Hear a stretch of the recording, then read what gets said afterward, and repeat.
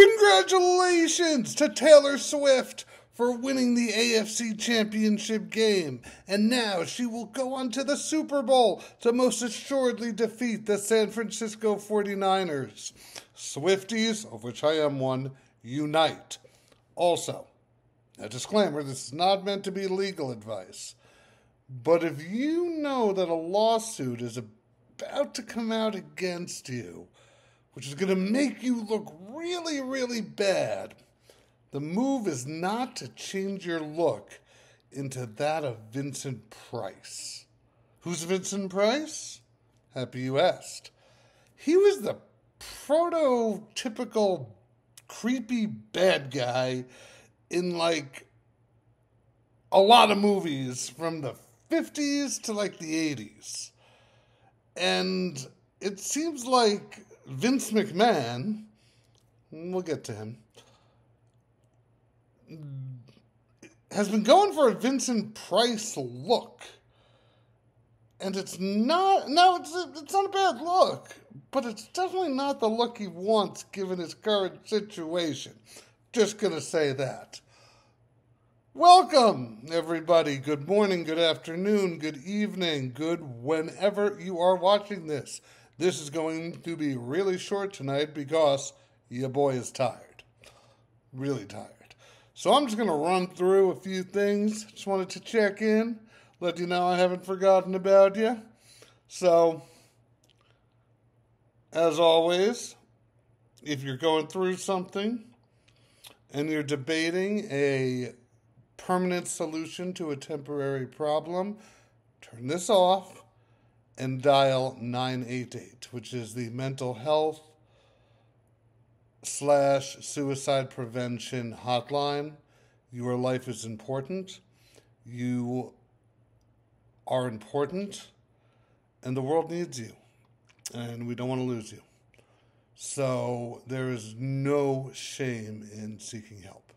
How to get that, you know? And I'll be saying that in every video.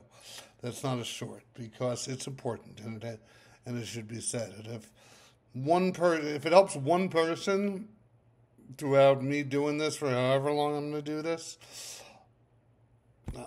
I'm happy I did it. So, football. I've been saying for a while, I kind of think football's a little rigged. This weekend did nothing to change that opinion. So, we had the AFC. Did anyone really think that Kansas City was going to lose? That Baltimore was going to win? Like, anyone? Because no one I met actually thought that. Like, they have this story with Taylor Swift going on. They want to milk that for 2 more weeks until the Super Bowl. Now, do I think it's like completely rigged?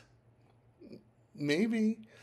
I mean, probably not completely, but there's holding on every single call. Every single play has holding, and they choose when to call it. So who's in on it?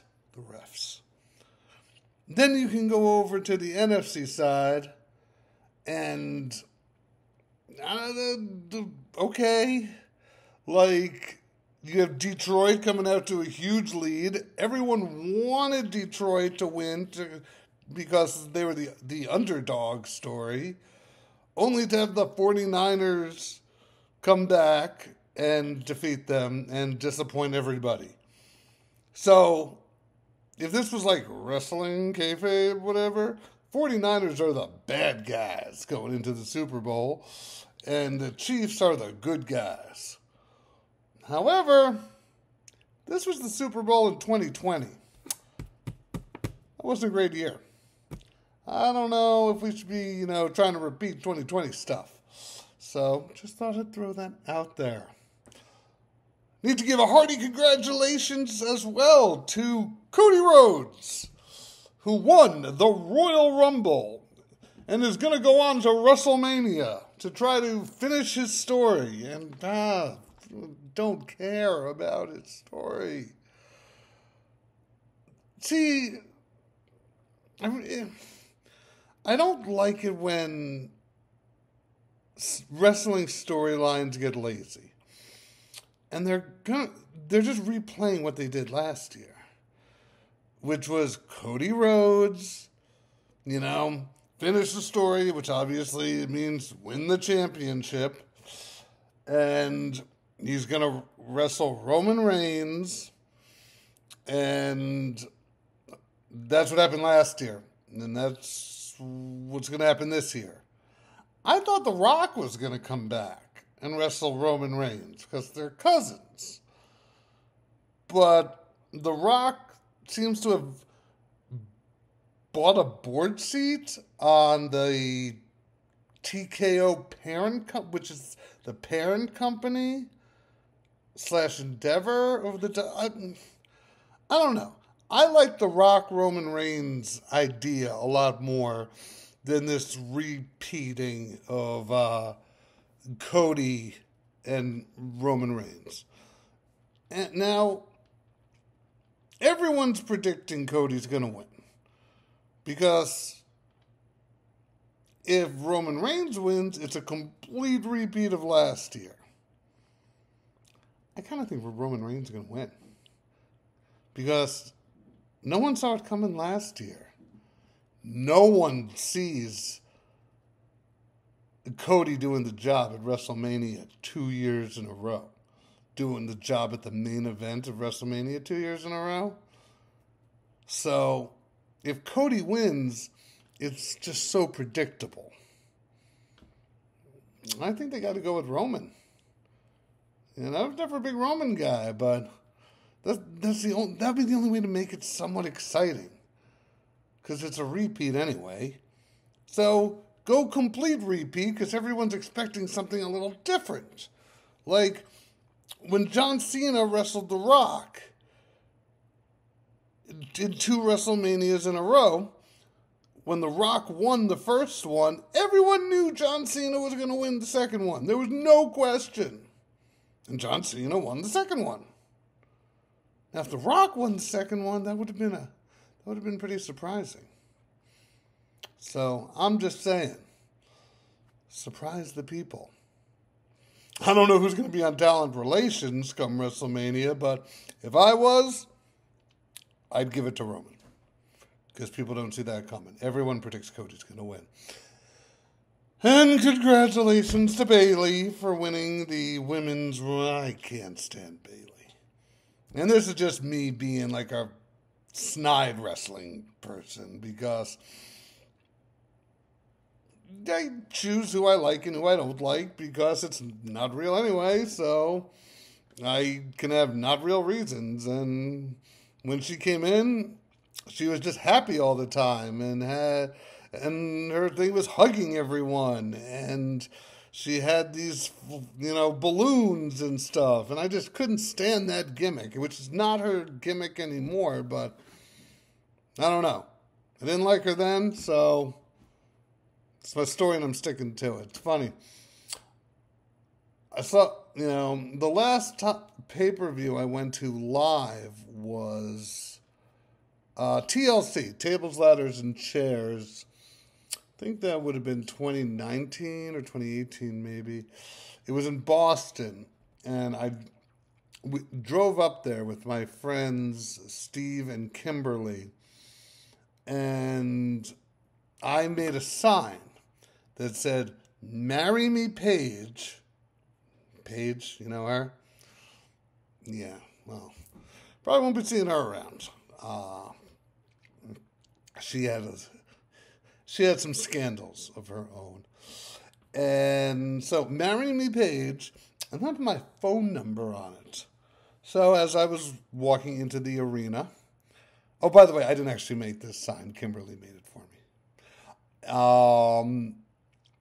They actually made me cut off my phone number. And so they made me, destroy this awesome sign that I put no effort into. It was a work of art from Kimberly. And maybe had they let me put my phone number on there, Paige would have married me, because she would have had my number and called me, and she wouldn't have gotten into all the scandals that she did. Just saying, I could be Mr. Page right now. I don't know what her last name is. I don't even know if her real name is Paige, but just saying, if they didn't make me cut off my number, my whole life could be different right now. But what are you going to do? She never won a Women's Royal Rumble, but Bayley did. Disappointed. So, bringing things a little more serious now, my original plans for tonight was I was going to do a long form on the complaint, the civil complaint against Vince McMahon, John Laurinaitis, and the WWE, which, if anyone knows what I'm talking about, is graphic. It's disgusting, and there's nothing good about it. I'm somewhat fearful because I just want to analyze the complaint from a legal standpoint, and I'm going to be honest right now. I have questions. They believe there are things in that complaint that make me think that things may not be as they appear. Now, regardless, Vince McMahon is a disgusting person and has done disgusting things professionally and personally, and he's just not a good guy. But it's not well written, and I feel like there's just things in that complaint, and I almost want to be proven wrong. So I've been talking to more and more people about it, and all they've been doing is saying, yeah. And the people I'm talking to are lawyers, some of my colleagues, some of my law school classmates, because I'm really just coming at it from a legal perspective, not a moral one. And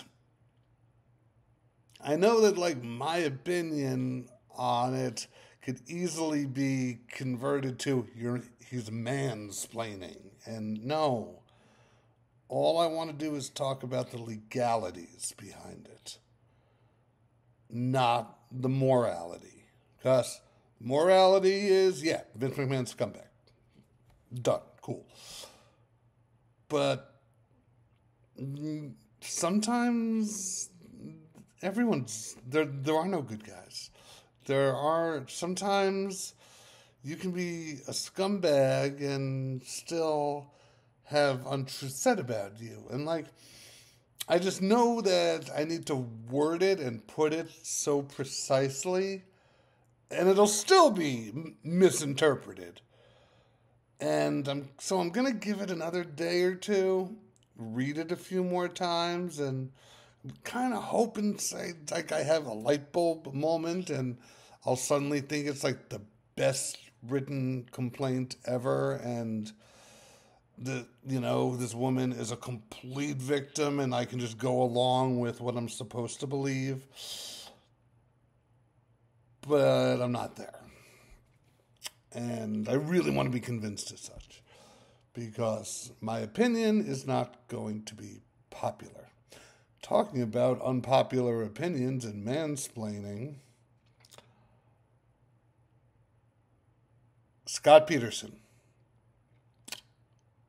was convicted of double homicide in 2004, I believe, of the murder of his wife, Lacey, and unborn baby, Connor. Okay. I said back then, I did not think there was enough evidence to convict him. Got a lot of hell for it. And I have never wavered in that opinion. And I have had people just really come at me for having that opinion and sharing it as openly as I do, and just sometimes people just feel like they need to like follow the popular line so much. Where one time someone yelled at me, he killed 3 of his wives. I'm like, no, you're actually giving the fact Patterson to the Drew Peterson case. I'm talking about Scott Peterson. Like, it just, there was so much groupthink behind it. Well, now there's more evidence coming out. And the Innocence Project, which I think is one of the best organizations that exist, has taken on the Scott Peterson case. Because they think there's something there that shows that he might have not done it. Now, I don't know. I don't have an opinion on if he did it or if he didn't do it. My opinion is there's tons of reasonable doubt. And he was convicted because he was a sleazy guy cheating on his wife. But he wasn't on trial for being a sleazy guy cheating on his wife. That, absolutely guilty. He was on trial for murder.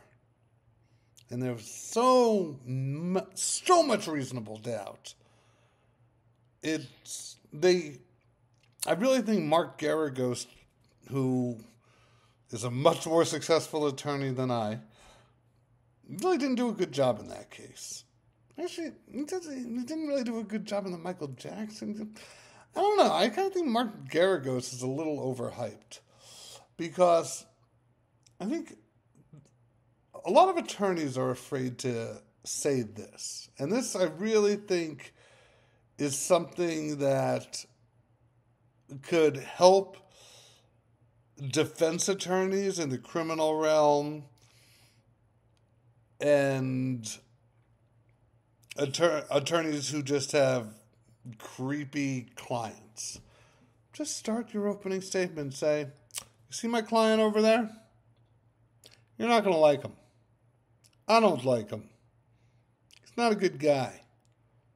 He's not on trial for being a good guy. We all know he'd be guilty of that. He's on trial for X, Y, and Z." So I feel that juries often analyze the individual, not the facts. And it's the job of the attorneys to separate those two. Character evidence, which is going to be part of the my presentation on the McMahon complaint, it's not allowed in unless the defense opens the door to it. So, if you just say, not a good guy, the jury will know that their standard is not whether or not they like the person or not. Just wanted to say that. Another thing, I gotta start eating healthier. It's not a good look here. I'm 41 years old. If I want to see another 41 at the way I eat and the lack of exercise, I won't be seeing another 41. And I kind of enjoy being around. So I got to make some changes in the health department. And the first change I'm going to make is getting a good night's sleep. So good night, and I love you. Bye.